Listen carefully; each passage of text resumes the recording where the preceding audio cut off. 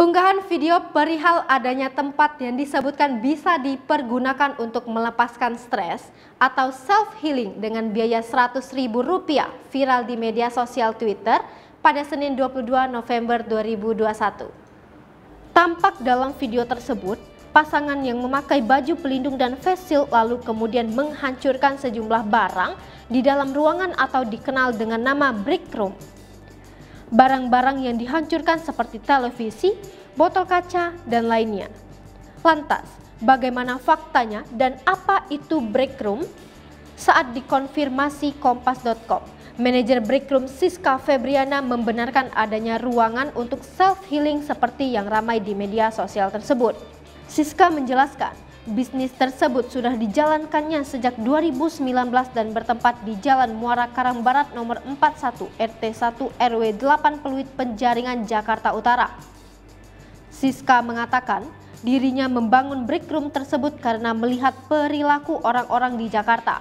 Selain itu, belum banyak pengusaha atau pihak-pihak yang menggeluti bisnis pelepasan stres atau rilis stres tersebut. Ia mengungkapkan, cara orang untuk meluapkan emosi seseorang berbeda-beda. Ada yang dilakukan dengan berteriak, mengeluarkan suara keras, membuang dan membanting barang, dan lainnya. Siska menambahkan, fasilitas break room tersebut tidak hanya semata-mata sebagai pelampiasan emosi, melainkan bisa juga untuk sarana olahraga atau sekedar bermain games yang lain. Dalam praktiknya, pihaknya menerapkan sejumlah aturan yang harus diikuti oleh para pengguna break room. Untuk yang bisa menggunakan fasilitas ini minimal berusia 16 tahun.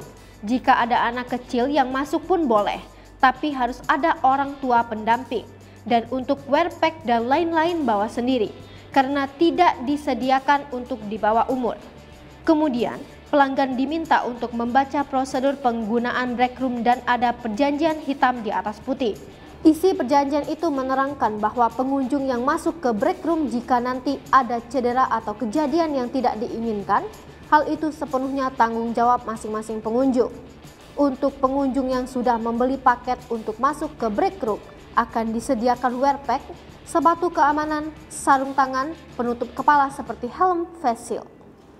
Hai pemirsa Sri Popo TV, jangan lupa komen, like, dan subscribe, serta tonton terus berita-berita terupdate lainnya ya.